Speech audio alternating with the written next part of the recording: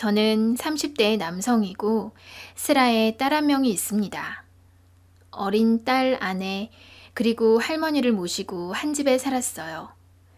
넉넉지 않은 형편에 그래도 집안을 일으켜보겠다고 사업을 하나 시작했는데 그게 아주 그냥 폭삭 망해버렸고 빚을 감당하고 생활비를 벌기 위해서 저는 물류센터 배달 일을 시작했습니다.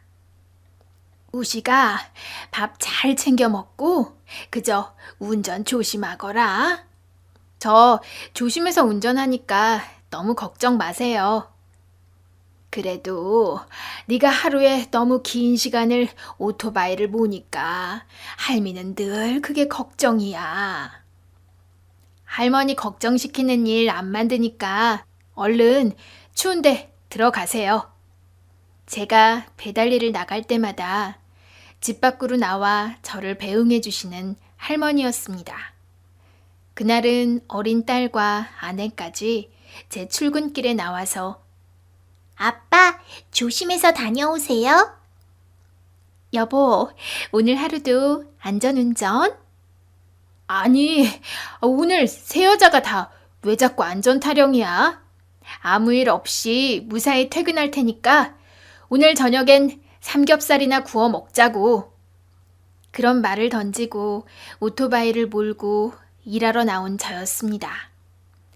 제가 배달 일을 하고 또 건당 페이를 받는 일이라서 때로는 무리해서 좀 오토바이 운전을 한다는 걸 가족들이 알고 있었죠.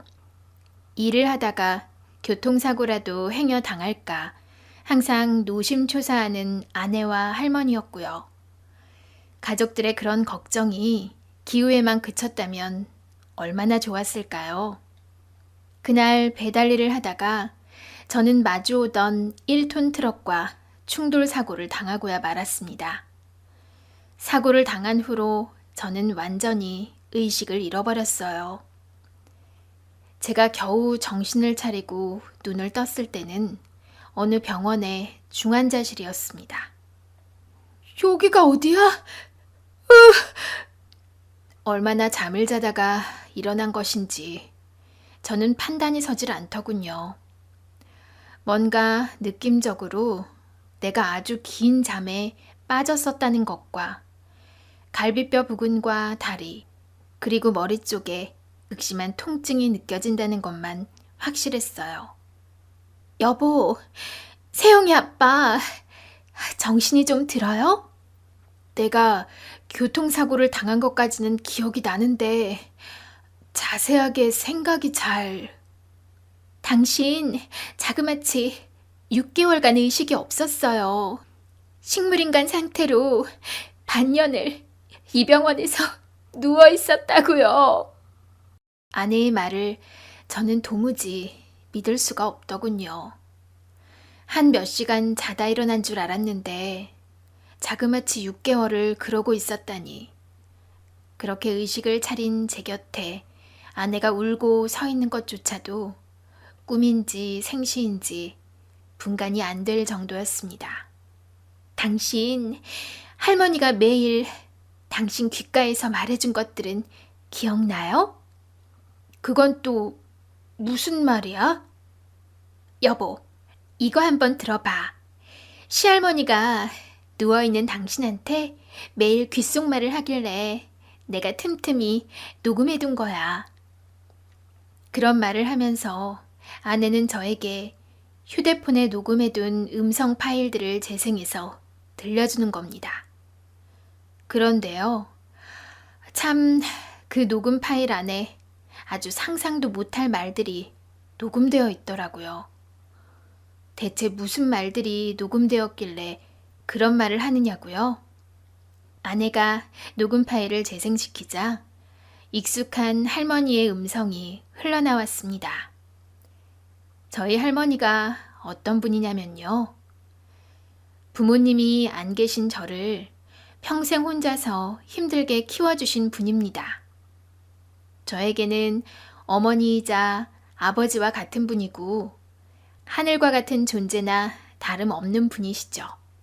우시가, 너 붕어빵 좋아하잖아? 얼른 일어나서 붕어빵 먹어야지. 응? 우식아, 얼른 정신 차려라. 우리 우식이가 어려서부터 붕어빵이라고 하면 자다가도 벌떡 일어나는 아이였는데 얼른 일어나렴. 얼른 말짱하게 일어나서 이 할미와 붕어빵을 먹어야지, 우식아.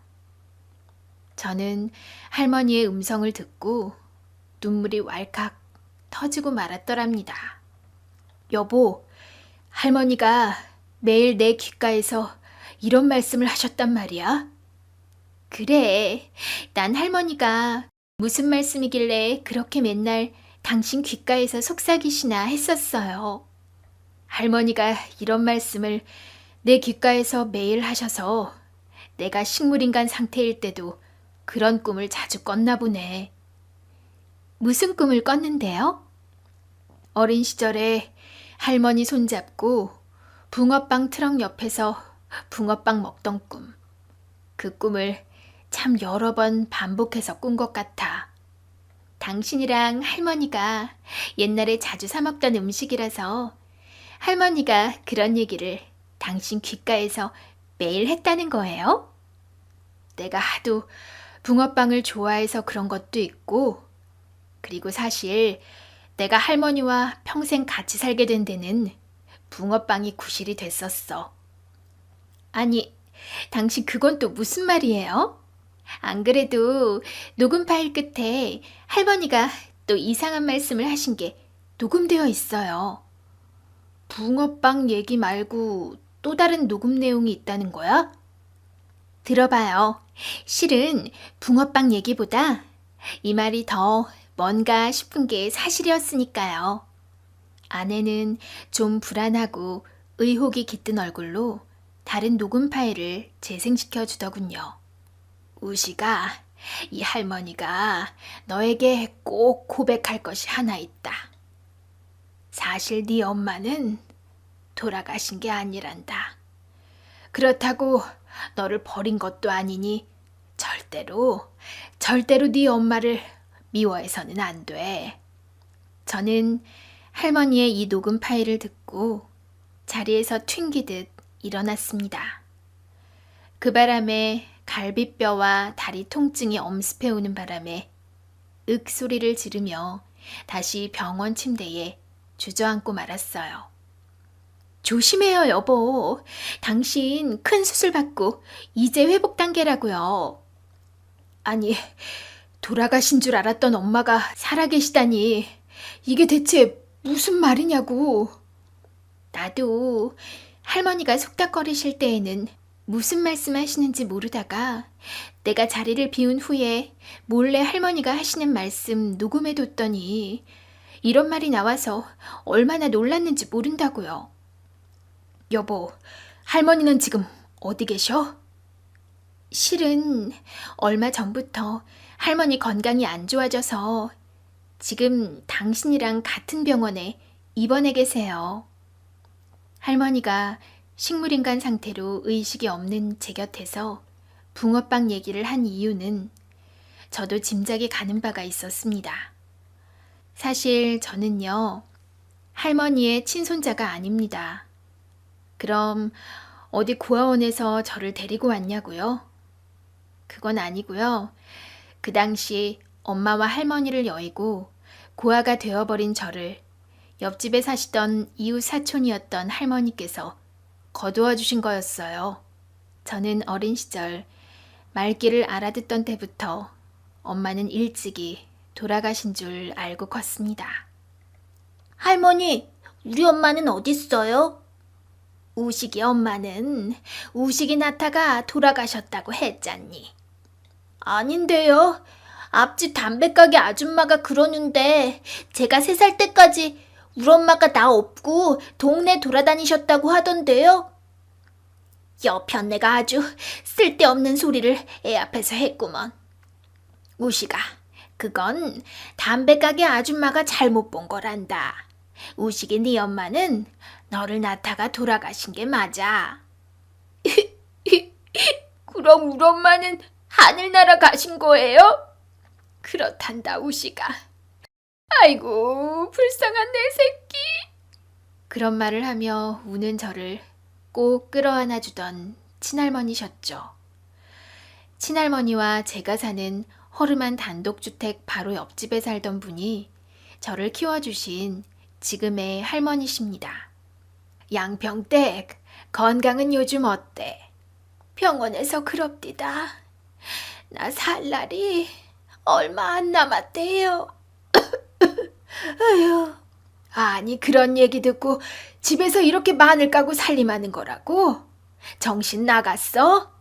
아, 병원에 입원해서 뭐라도 더 해볼 생각은 않고?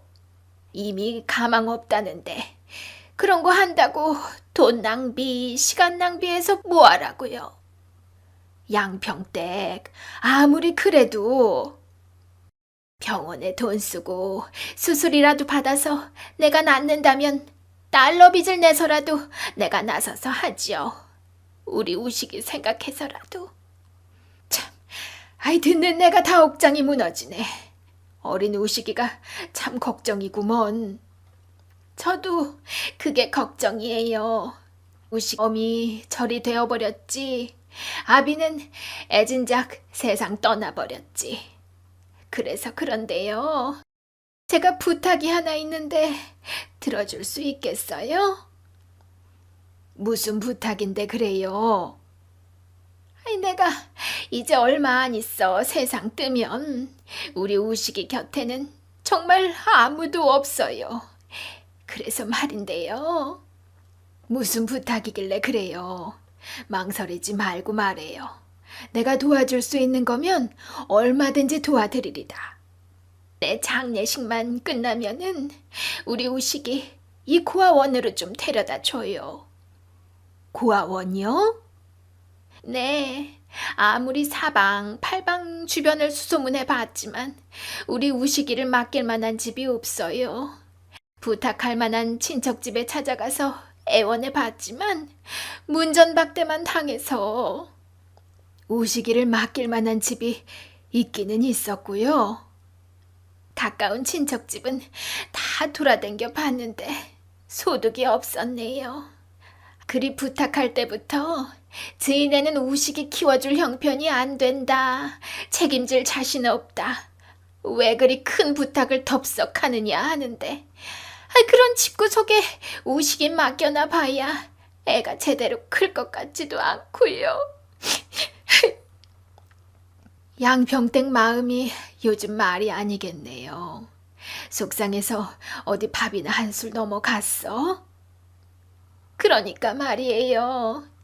자다가도 우리 어린 우식이 저거 생각하면 내가 자리에서 벌떡벌떡 일어나 날밤을 샌답니다. 저 어린 불쌍한 것을 대체 어쩌면 좋을지요. 아휴. 그래, 양평댁이 알아봤다는 구아원은 어디예요? 여기서 먼 곳이에요? 아주 멀지도 않고 가깝지도 않아요. 고속버스 타서 1시간 정도 가면 나오는 곳인데 내가 여기저기 구아원 알아봤는데 그래도 거기가 제일 믿음이 가는 곳이라. 나 죽고 나면 우리 우식이 거처를 그곳으로 정했어요. 그런 말을 하면서 서러운 눈물을 흘리던 친할머니였다고 합니다. 저희 친할머니가 옆집에 사시던 할머니에게 그런 부탁을 하고 나서 정확히 3달 뒤 저희 친할머니는 하늘나라로 떠나셨습니다. 돌아가시기 전날까지 제 밥상을 손수 차려주신 친할머니셨습니다. 돌아가시기 전날 할머니께서는 웬일로 며칠 당겨서 제 생일상을 차리셨더라고요. 할머니, 불고기랑 케이크랑 미역국이랑 왜 이렇게 반찬을 많이 차렸어요?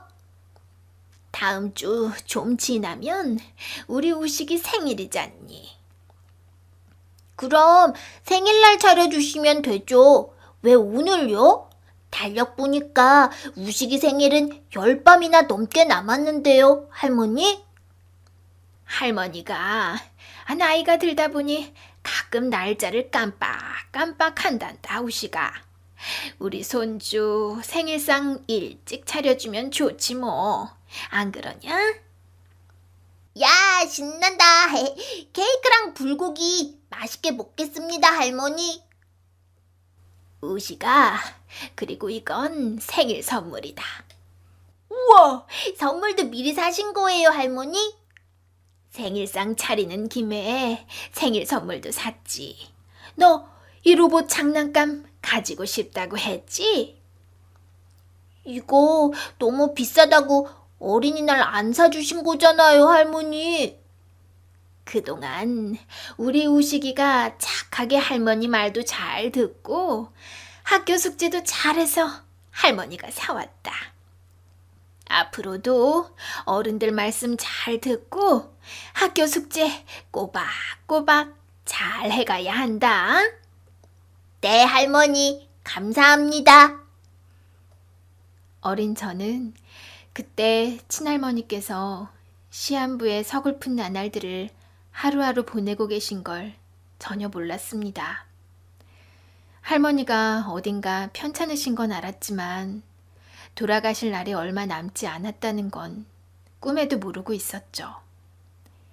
그날 저녁 할머니와의 마지막 저녁 식사를 하면서 어린 저는 생일 선물을 앞당겨 받고 생일상을 앞서 받았다고 철없이 얼마나 기뻐했던지요. 우시가 불고기랑 케이크랑 맛있니? 할머니, 진짜 맛있어요. 케이크랑 불고기랑 맨날 먹었으면. 할미가 자주 못 먹여줘서 미안하구나, 우리 손자. 오늘이라도 많이 먹어. 그런 말을 하시면서 애잔하게 저를 보시며 제 머리칼을 쓰다듬어 주시던 친할머니셨습니다. 그날 밤 저는 할머니의 품 안에 꼭 안겨서 아주 단 꿈을 꾸며 푹 잤어요. 다음 날 아침 할머니가 미동도 없이 일어날 생각을 안 하셔서 할머니, 일어나세요. 아침이에요. 평소라면 늘 저보다 일찍 일어나신 친할머니가 주방에서 달그닥거리는 소리를 내면서 아침 식사 준비를 하는 시간이었습니다. 좀 피곤하신가 싶어서 전 깨우는 걸 그만두고 먼저 일어나 욕실로 가서 세수를 하고 유치원에 갈 준비를 했더랍니다. 할머니, 일어나세요. 이러다 저 유치원 지각하겠어요. 아무리 흔들어 깨워도 미동 없는 할머니였습니다. 할머니, 할머니. 전 뭔가 이상하다 싶어서 당장 옆집에 사는 할머니에게로 달려갔습니다. 초인종을 다급하게 누르자 할머니가 잠옷바람으로 나오시더군요. 우시가 아침 일찍 웬일이니? 할머니, 우리 할머니가요. 아무리 흔들어 깨워도 안 일어나세요. 저는 설명할 수 없는 불안감과 당혹감에 눈물을 왈칵 터뜨리고 말았더랍니다. 할머니가 여태 안 일어나신다고? 우식이 네가 흔들어 깨워도? 네. 할머니는 당장 119에 신고를 하시더니 제 손을 잡고 저희 집으로 달려오셨습니다. 이봐요, 양평댁, 정신 좀 차려보구려. 응? 이봐! 옆집에 사시던 할머니가 저희 친할머니를 흔들어 깨워봤지만 끝내 저희 친할머니는 감은 눈을 뜨지 못하셨습니다. 그렇게 할머니가 돌아가시고 장례식 절차까지 일일이 도와주신 옆집 할머니셨어요.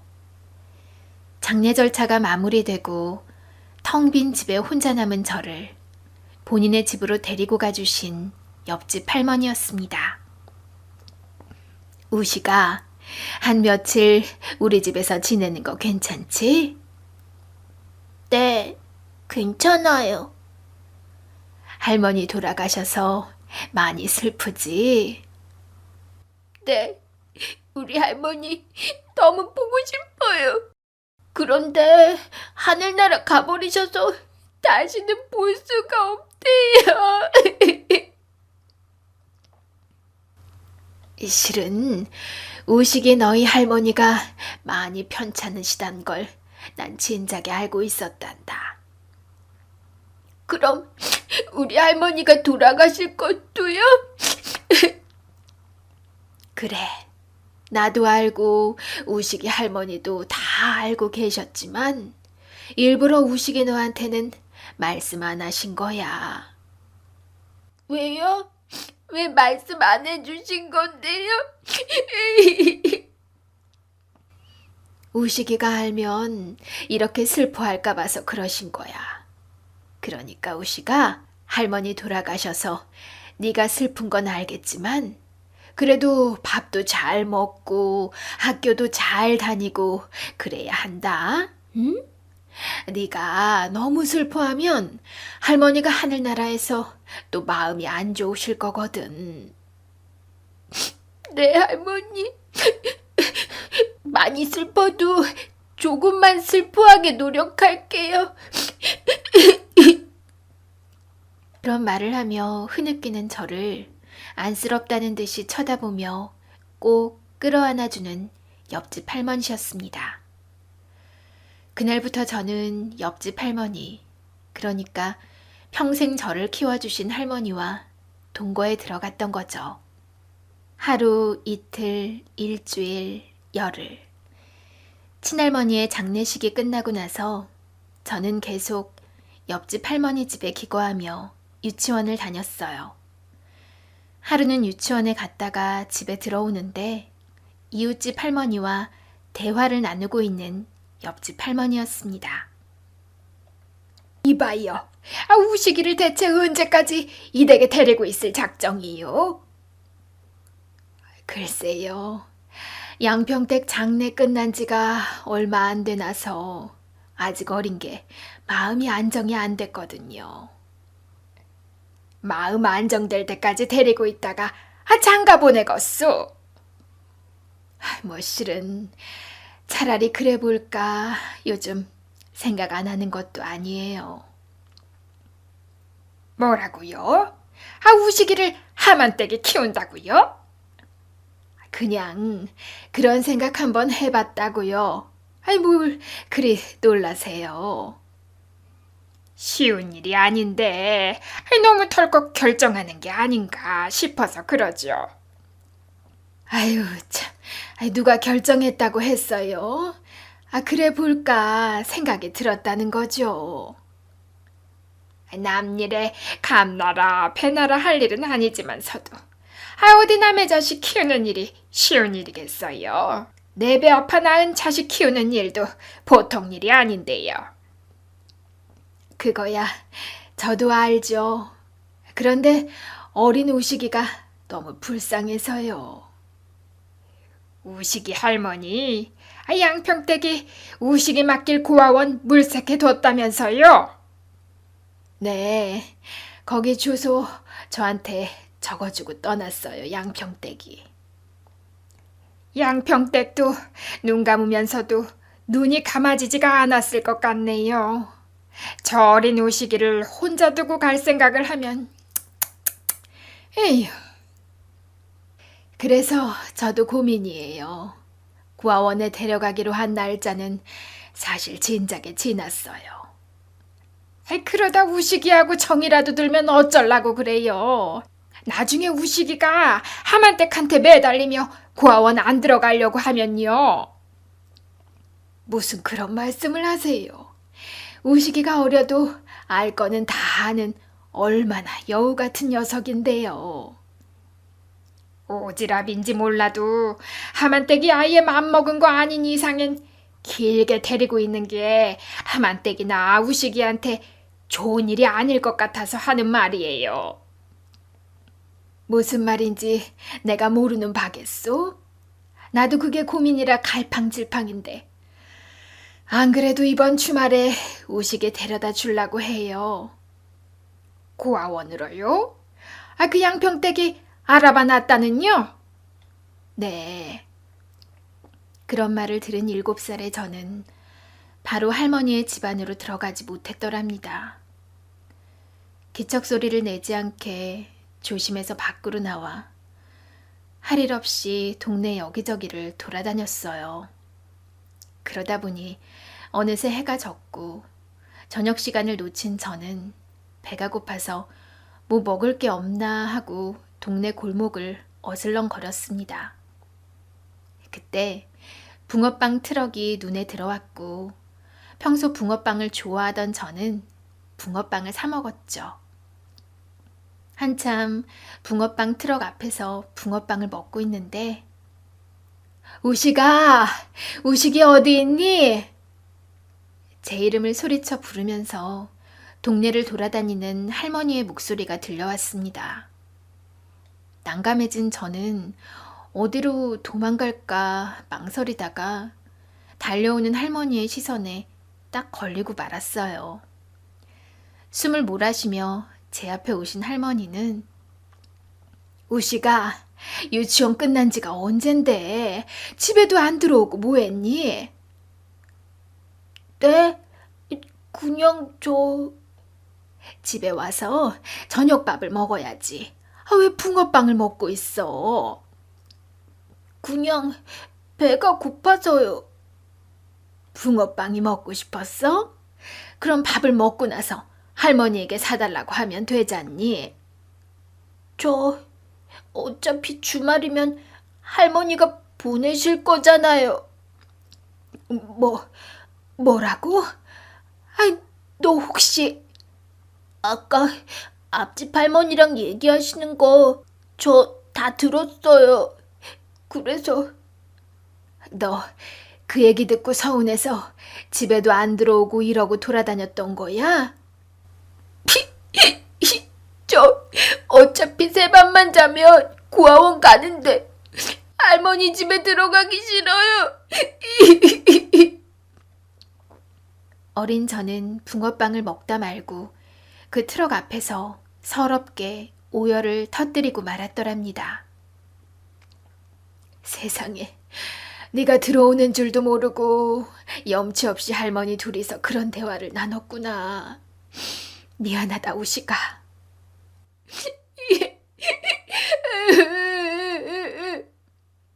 우식아, 너 이 할머니랑 같이 살고 싶으냐? 네? 할머니가 그동안에 고민이 사실은 많았단다.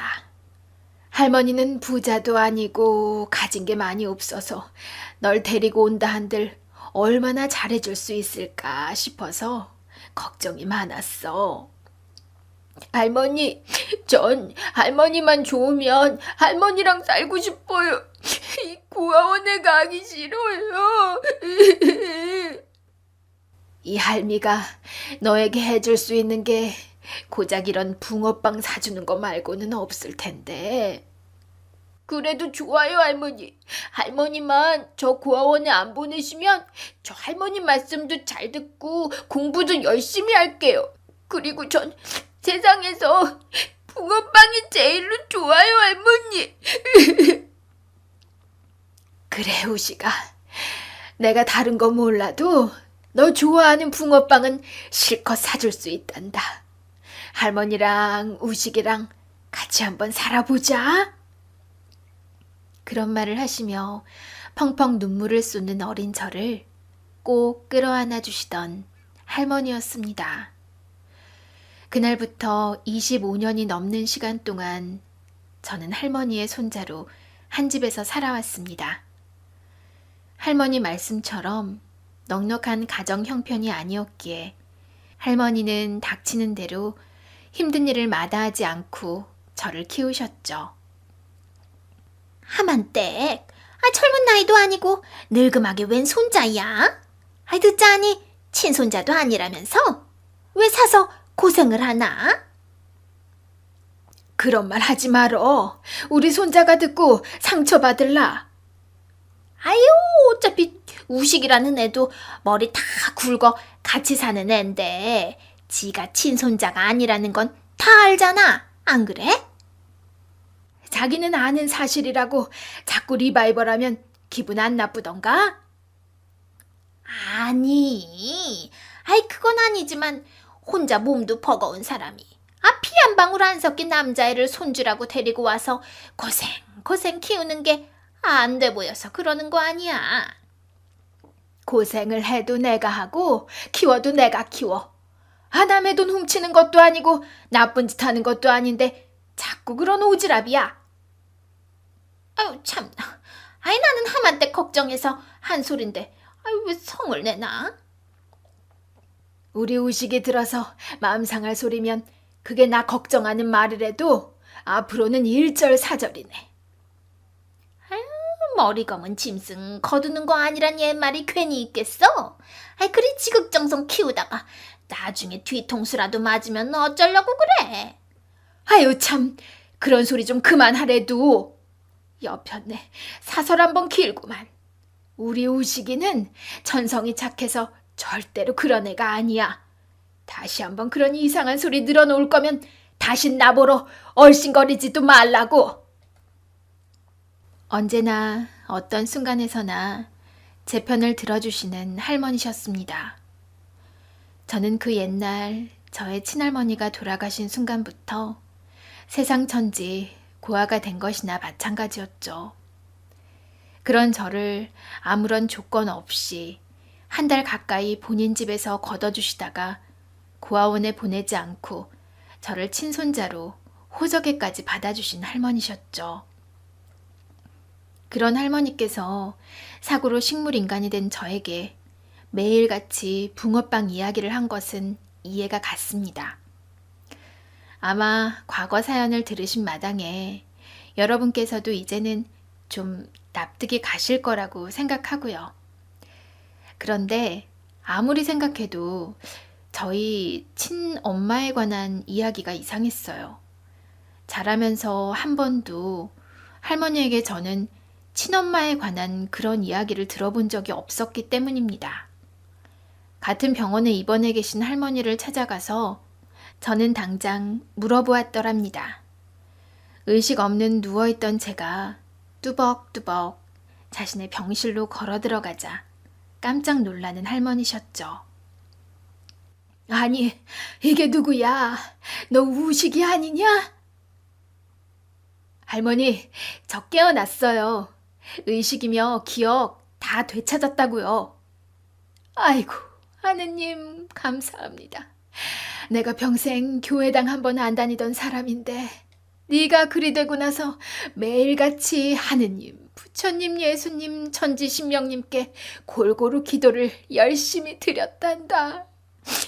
아이고. 할머니, 저 깨어났고 부상도 다 큰 문제 없이 회복될 거라고 하니까 너무 걱정 마세요. 다행이다. 정말로 다행이야. 그래도 하도 큰 수술을 받아서 아직 수술 부위가 많이 아플 텐데 괜찮니? 욱신거리고 쏘시는 거는 있지만 견딜만 해요, 할머니. 그래, 우리 손자 장하다, 장해. 그런 말씀을 하시면서 눈물을 글썽이며 제 손을 꼭 잡는 할머니셨습니다.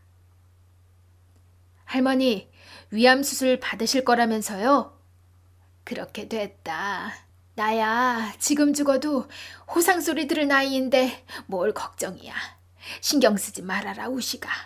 이 할미는 누가 뭐라 해도 네가 회복이 돼서 너무 다행이구나. 호상이라뇨. 할머니, 무슨 그런 서운한 말씀을 하세요. 수술 받으시고 꼭 회복하셔야 해요. 저한테 할머니 말고 아무도 없는 거 아시잖아요. 울지 마라, 우시가.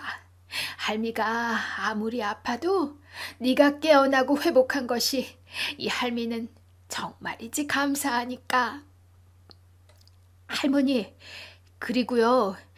저 의식 없이 누워있을 때 그런 말 하셨던데요. 저희 친엄마 관련한 말씀이요. 내가 너한테 그런 말 했던 걸 어찌하니? 예서 엄마가 할머니 하시는 말씀이 궁금해서 녹음해 뒀었나 봐요. 딱 깨어나면 들려주려고요. 그랬구나. 안 그래도 너 처한테도 다 털어놓으려고 하고 있었다. 제 친어머니 이야기 말씀이세요? 그래. 병원에서는 네가 언제 깨어날지 장담할 수 없다는데 나까지 건강이 안 좋다 보니까 나 잘못되고 나서 네가 깨어나면 평생 너는 진실을 모르고 살아가야 할 테니까 말이다. 아무리 생각해도 그건 경우가 아니란 생각이 들더구나. 저희 친어머니에 대한 내가 모르는 사실이 있단 말씀이세요? 그렇단다. 의식의 네 어머니는 돌아가시지 않았다. 뭐라고요? 어려서부터 귀에 딱지가 않도록 들은 말이 우식의 네 엄마는 하늘나라에 갔다는 말이었는데 이제 와서 그게 무슨 말씀이세요? 하얀 거짓말이라는 말 너도 들어봤지 우식아? 하얀 거짓말이요? 그래. 진실이라는 건 참 중요하고 좋은 말이다. 그런데 말이야, 때로 그 진실이라는 것이 그걸 아는 사람에게 딱히 좋은 영향을 끼치지 않을 때가 있어. 할머니, 그게 대체 무슨 말씀이세요? 우리 엄마에 관한 진실이 대체 뭔데 그런 말씀을 하시냐고요? 복잡하고 쓸쓸한 얼굴로 저를 보는 할머니의 눈가가 시큰해졌습니다. 친엄마와 관련해서 내가 몰랐던 뭔가 내가 도저히 감당할 수 없는 사실이 숨어 있는 것일까? 어쩔 수 없이 그런 예감이 드는 것이 사실이었습니다. 할머니, 저 이제 성인이고 죽을 고비까지 넘기고 살아난 마당에 감당 못할 일이 뭐가 있겠어요? 친엄마가 살아계신 거예요? 뭐가 됐든지 사실대로 말씀해 주세요, 할머니. 그래, 너도 이제는 진실을 알 나이가 됐지. 난 안 그래도 애진작 너희 엄마에 관해 사실대로 말해주려고 했었다. 그런데 왜 여태 엄마가 돌아가셨다고 거짓말한 거세요? 네 친할머니의 유언이 그랬기 때문이고 네 엄마도 간절하게 부탁했기 때문이다. 제발 우식이 너에게 자기를 죽은 사람으로 말해달라고 말이다. 아니, 대체 왜 멀쩡히 살아계시다면서 엄마는 그런 거짓말을 시킨 건데요? 저희 친할머니까지 왜 제게... 이제부터 내가 하는 말 잘 들으렴, 우식아. 나도 이제 명줄이 얼마 남았는지 모를 마당에 이제는 너에게 모든 사실을 정확하게 말해주는 게 도리이지 싶구나. 이윽고 듣게 된 저의 친어머니에 관한 사연은 참으로 기구하고 비극적인 것이었습니다. 진실이라고 해서 어떤 경우든 그 진실이 사람을 행복하게 만드는 것이 아니라는 걸 뼈저리게 느끼게 해주는 이야기들이었어요. 너희 엄마가 우식이 너를 낳고 그 해에 너희 친아버지는 교통사고로 돌아가셨단다. 네, 그건 제가 어려서도 들어서 알고 있던 사실이에요. 하루아침에 싱글맘이 된 네 엄마는 어린 나이지만 생활력이 강하고 억척스런 여자였어. 우식이 너에 대한 모성도 아주 남달랐고 말이다. 할머니는 그때 바로 저희 외가 옆집에 살면서 이웃사촌처럼 매일 왕래하며 가깝게 지내던 사이라서 저희 집 사정을 누구보다 소상히 알고 계셨답니다. 우식 엄마 벌써 출근해? 네, 공장에서 제가 새벽주라서 지금 나가도 빠듯해요. 저 이만 가볼게요. 아, 그래. 어여 출근해. 아침밥은 먹고 일하러 가는 거지? 그럼요. 어머니가 늘 차려주세요. 할머니는 아침잠이 없는 편이라 새벽같이 일어나 마당과 골목 청소하는 게 취미이자 습관이셨는데 그럴 때마다 동새벽에 출근하는 저희 친엄마를 자주 만나셨다고 합니다. 하만댁, 오늘도 골목 청소해요? 네, 마당 쓰는 김에 골목도 좀 휘릭 쓸었죠. 암튼 하만댁 부지런한 거는 알아줘야 한다니까. 보니까 양평댁 딸내미도 보통 부지런한 게 아니던데요. 오늘도 뭐 거의 동 트자마자 새벽주라고 하면서 뛰어나가던데요. 에휴, 그러게 말이에요. 새파랗게 젊은 딸내미가 과부된 것도 서러운데 혼자 몸으로 어린 아들 키운다고 저리 아둥바둥 사는 게 마음이 아프네요. 그래도 몸 건강해서 열심히 돈 벌 수 있는 게 얼마나 복이요. 양평댁도 아직 정정해서 손주 잘 봐줄 수 있고 다행이다 해야지 어째요. 하만댁 말이 맞아요. 나도 매일 그리 생각하며 산답니다. 어휴, 우리 손주놈이 울어서 전 이만 들어가 볼게요. 저를 낳고 제가 돌이 되기도 전에 교통사고로 돌아가신 아빠를 대신해서 엄마는 저에게 젖을 떼기도 전에 공장에 나가서 일을 하셨다고 합니다. 할머니는 그때 저의 외가의 옆집에 살면서 그런 저의 외할머니와 엄마가 사는 모습을 보시곤 안쓰러우면서도 기특하다 생각을 하셨더랍니다. 그러던 어느 날이었대요. 양평댁 집안에 계시오? 김치전을 좀 부쳐왔는데 먹어봐요. 아유, 하만댁. 안 그래도 우리 우식이를 좀 부탁하려고 했는데 잘 오셨어요. 아이고, 일을 어쩌나 어째. 무슨 일이길래 얼굴까지 창백해져서 그래요? 식은땀까지 흘리면서 뭔 일이라도 생겼어요? 방금 우식애미 일하는 공장서 전화가 왔는데 공장서 아주 큰 불이 났다나 봐요. 우리 우식애미도 많이 다쳤다고 병원에서 연락이 와서요. 아이고, 별일이 없어야 할 텐데. 아이고. 아니 대체 공장에서 왜 갑자기 불이? 이렇게 나랑 신랑이 할 게 아니라 우식이 나한테 맡기고 얼른 병원에나 가봐요. 그렇게 외할머니께서는 어린 저를 옆집 할머니였던 지금의 할머니에게 맡기고 헐레벌떡 병원으로 달려가셨다고 합니다.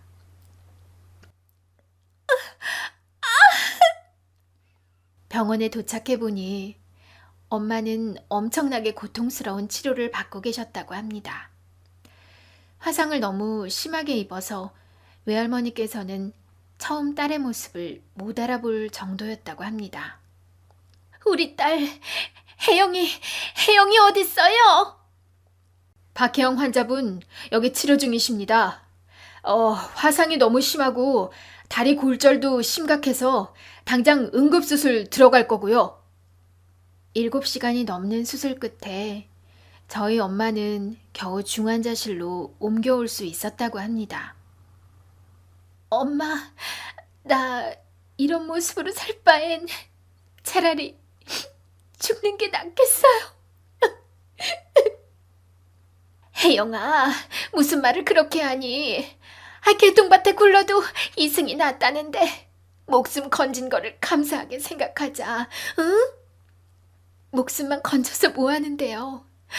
이런 몰골로 어디 이제 바깥 세상 나가지도 못할 거고 2다리도 못 쓰게 됐다는데 제가 무슨 일을 하겠어요? 화상을 하필이면 얼굴과 상반신에 중점적으로 입는 바람에 엄마의 모습은 처참했다고 합니다. 거기다 다리 부상이 심했고 신경을 연결하는 수술을 몇 차례나 받았음에도 평생 걸음을 걸을 수 없는 신세가 돼버리셨다는 겁니다. 엄마, 저의 이런 상태가 된 이상 더 이상 엄마와 우식이 곁에 같이 살지 못하겠어요. 그게 무슨 말이니, 혜영아. 네가 그리 되고 싶어서 된 것도 아니고 사고를 당해 이런 편을 당한 건데 그게 무슨 말도 안 되는 소리야. 엄마, 나도 쉽게 내린 결정 아니에요.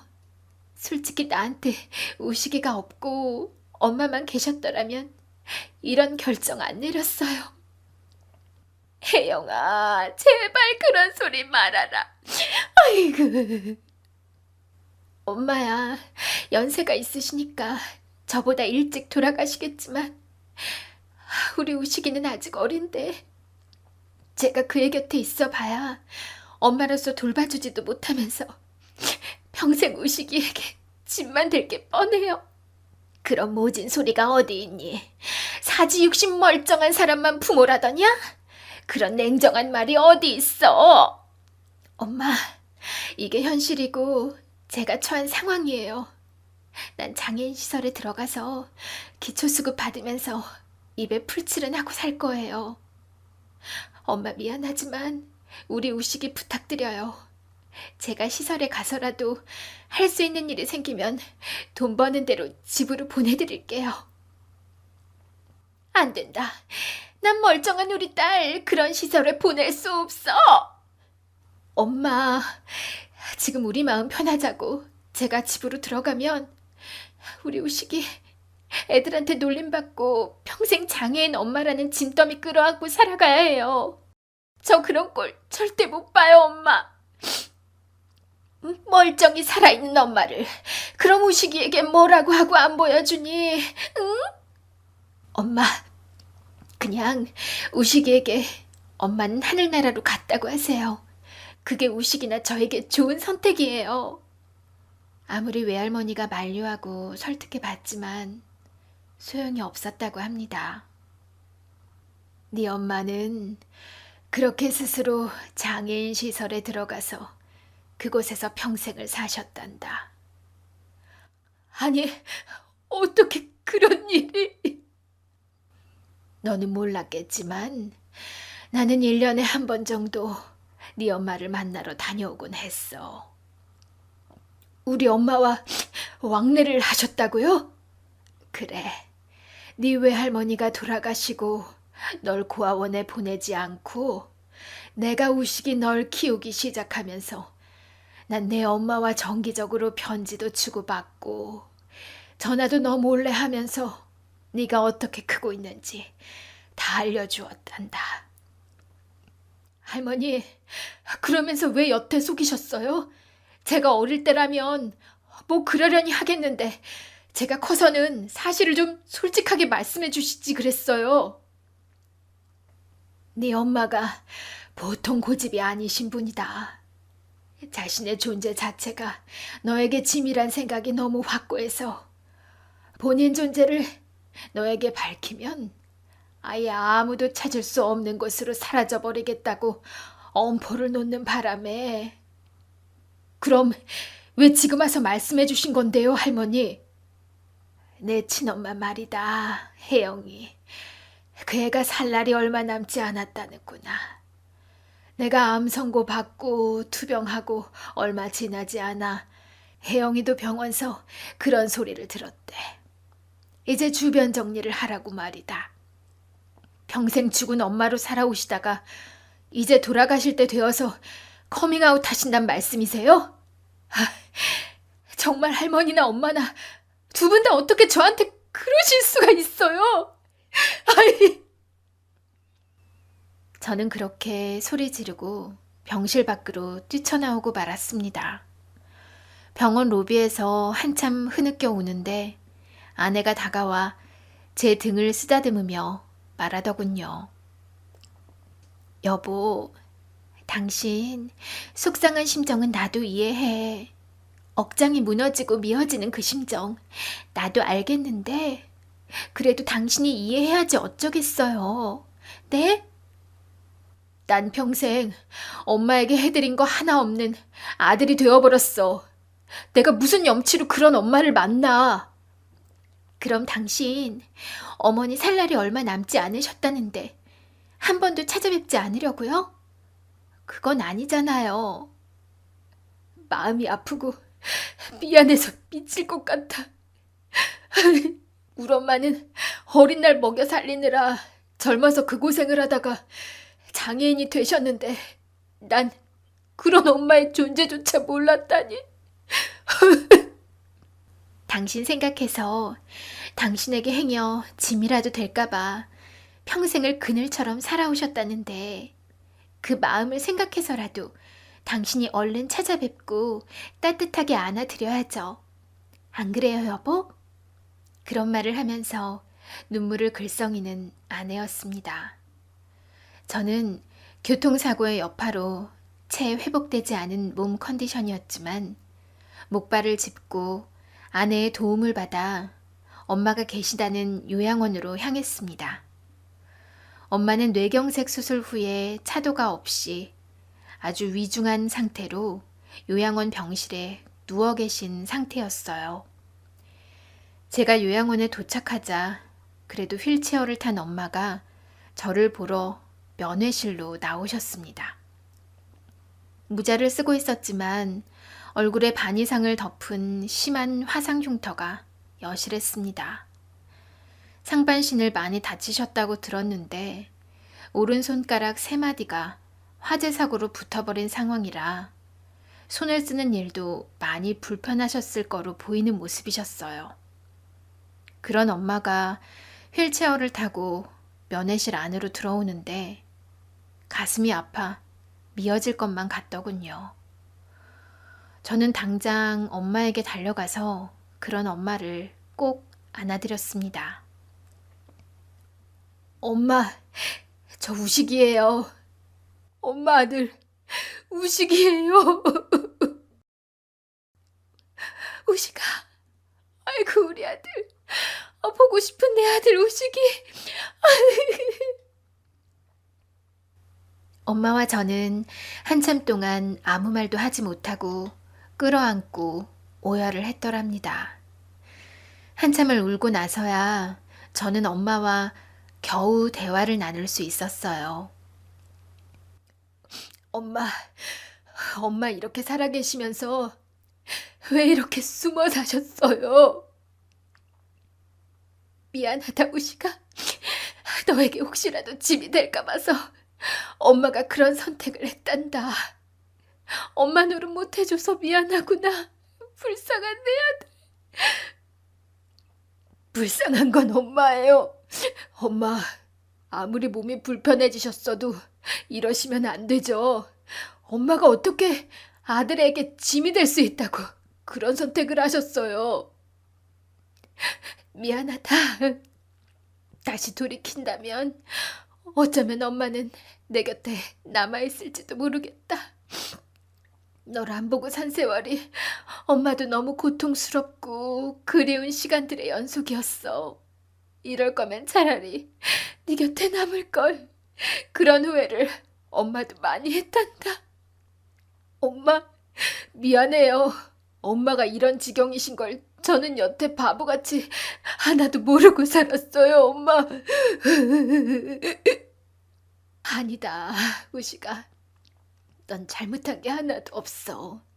엄마 손길 없이도 이렇게 훌륭하게 자란 네가 너무나 자랑스럽다.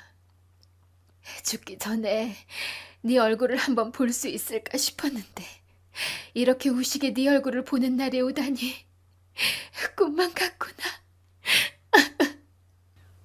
그런 말씀을 하시면서 펑펑 우는 엄마셨습니다. 엄마는 저와 상봉하고 며칠 지나지 않아 하늘나라로 떠나셨습니다.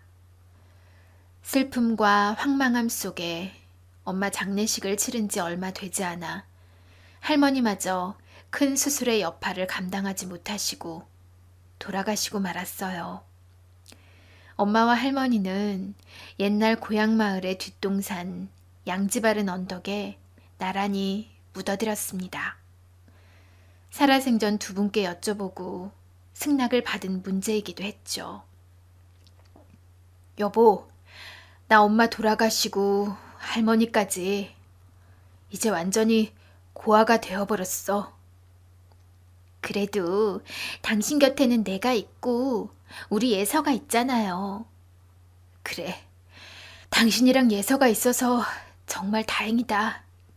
가족의 품 안에서 겨우 슬픔을 추스러 가던 찰나 저는 뒤늦게 엄마의 상속과 관련된 이야기를 변호사로부터 전해 들었습니다.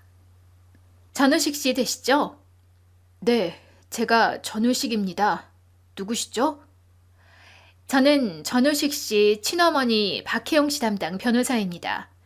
전우식 씨 앞으로 상속 유산이 있어서 연락드렸어요. 상속 유산이요?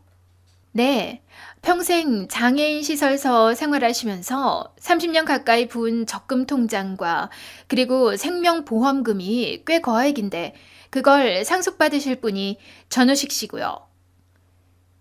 변호사의 말을 듣고 전 처음에 사기꾼이 아닌가 했습니다. 요즘 하도 보이스피싱 수법이 교묘해져서 그런 사기 일환이 아닌가 생각했더랍니다. 글쎄요, 저희 어머니가 최근 돌아가신 건 사실입니다만 저희 어머니는 평생 장애인 시설서 생활하셔서 그런 유산을 남기실 만한 경제 활동을 못 하셨을 텐데요. 어머님께서 계시던 장애인 시설이 수제 비누 만드는 가내 공장으로 꽤 유명한 곳이었어요. 전우식 씨 어머니께서는 거의 하루도 빠지지 않고 그 공장에서 비누 만드는 작업을 하셨고 그 월급의 대부분을 보험금과 예금 통장에 부으셨습니다. 저희 어머니께서요? 네, 빠른 시일 내에 저희 법무팀에서 상속 절차 처리해 드릴 겁니다. 엄마는 그 불편한 몸으로 하루하루 노동을 감내하며 저를 위한 유산을 만들어 주시려고 고생을 하셨던 거였습니다. 저는 뒤늦게 엄마의 숨겨진 그런 노고에 다시 가슴이 무너지고 말았습니다. 몸이 불편해서 저에게 짐이 될 거라고 평생을 그늘처럼 숨어 사셨던 엄마가 남긴 유산. 그 유산의 금액이 많이 가진 사람들에겐 보잘것없는 액수일지 몰라도 저에게는 그 돈이 100억, 1000억 이상의 가치가 있는 너무나 소중한 돈이었습니다. 여보, 어머니가 이런 걸 남기셨다니 너무 마음이 아프네. 나나 당신은 어머니 살아생전 며느리나 아들로서 해드린 게 하나도 없는데. 그러게 말이야. 엄마가 살아오신 인생 생각하면 마음이 너무 아파서 뭐라 말을 못할 정도야. 나 엄마가 남기신 돈으로 반드시 부끄럽지 않은 아들로 살아남아야겠어. 엄마와 할머니의 장례 절차가 끝나고 전 일단 부지런히 재활치료에 매달렸습니다. 건강을 회복하고 나서는 청소업체 용역 아르바이트를 하면서 열심히 일당을 벌었습니다. 그리고 청소 용역 일에 노하우가 쌓였을 즈음 엄마가 남기신 그 유산을 바탕으로 제 이름으로 된 청소업체를 오픈해서 꾸려가게 되었습니다. 하루하루 엄마의 희생과 대가 없이 저에게 평생 헌신해 주신 할머니를 생각하며 몸이 부서져라 열심히 일했습니다. 그 결과 사업을 시작하고 1년 반 만에 저는 업계에서 소위 말하는 대박을 친 업체가 되었습니다. 제 이름을 딴 청소업체 분점이 7호점을 넘어서게 됐고 돈도 아주 많이 벌게 되었죠.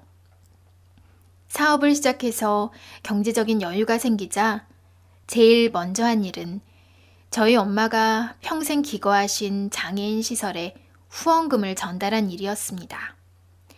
후원금 이름은 돌아가신 할머니 이름을 땄어요. 후원금을 내시면서 왜 본인 명의로 안 하시고 할머님 이름을 넣으시는 겁니까? 우리 할머니가 아니었더라면 저는 지금 이 세상에 없을 사람이나 마찬가지거든요. 아, 그러시군요. 할머니라는 분께서 아주 사장님을 자랑스러워 하시겠습니다. 비록 하늘나라에 계시지만 그랬으면 저도 참 좋겠습니다. 관계자와의 악수를 하고 돌아 나오는 길, 저는 장애인 시설의 이곳저곳을 둘러보았습니다. 화상으로 얼굴이 망가지고 다리 불구가 된 우리 엄마가 평생을 사신 곳, 거리상으로 제가 사는 집과 아주 멀리 떨어진 곳도 아니었어요. 어찌 보면 이렇게 지척에 우리 엄마가 살고 계셨는데 나는 왜 하나도 그런 걸 모르고 살았을까? 아들에게 짐이 되지 않으려고 평생을 장애인 시설에서 홀로 외로운 삶을 감당하셨던 엄마는 매일 어떤 심정으로 하루하루를 버티신 걸까? 시설 로비에 열린 현관문으로 지는 석양의 붉은 빛이 스며들어오고 있었습니다. 이곳에서 엄마는 30여 년의 세월을 매일 혼자 견디셨겠구나. 이 지는 노을빛을 매일 혼자 보면서 엄마는 무슨 생각을 하셨을까? 문득 엄마의 그 외롭고 한스런 삶이 절절하게 피부에 와닿아 저는 눈물을 왈칵 다시 쏟고 말았습니다. 그날 기부금을 전달하고 저는 아내와 딸아이의 손을 잡고 고향 동네의 양지 바른 언덕, 할머니와 엄마가 쉬고 계신 산소를 찾았습니다. 할머니가 생전 좋아하던 안개꽃과 엄마를 위한 장미꽃 한 다발을 품에 안고서요.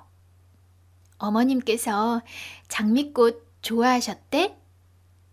아니, 엄마가 무슨 꽃을 좋아하는지 미처 물어볼 경황도 없었어. 그런데 왜 장미꽃을 골랐어? 그냥 엄마가 좋아하실 것 같아서. 장미꽃, 여자들이 기념일이나 생일날 제일 받고 싶어하는 꽃이잖아. 평생 여자로서 대접받는 그런 사랑을 받아보지 못한 불쌍한 우리 엄마. 그런 엄마에게 늦게나마 아들이 바치는 연서와도 같은 장미꽃이었달까요? 엄마 생일날과 옛날 엄마 아빠 두 분 결혼기념일에는 제가 매일 엄마 산소를 찾아올게요. 예쁜 장미꽃 한 다발 한아름을 품에 안고서요. 엄마의 평생에 걸친 희생과 할머니의 헌신적인 사랑 덕분에 저는 이렇게 착한 아내와 귀여운 딸을 데리고 행복한 가정을 꾸려 잘 살고 있습니다. 엄마의 평생에 걸친 노동으로 제게 물려주신 값진 유산을 바탕으로 멋지게 사업에도 제기했어요. 엄마, 할머니, 두 분의 사랑과 희생이 의미 없지 않도록 저 앞으로 남은 인생도 멋지게 잘 살아나가겠습니다. 부끄럽지 않은 자랑스러운 아들, 손주로 두 분의 곁에 찾아가는 날까지 저 잘 지켜봐 주세요. 그립고 감사하고 사랑합니다. 두 분 그곳에서 이제 아무 걱정 말고 편히 쉬시길요. 긴 얘기 들어주셔서 정말 감사합니다.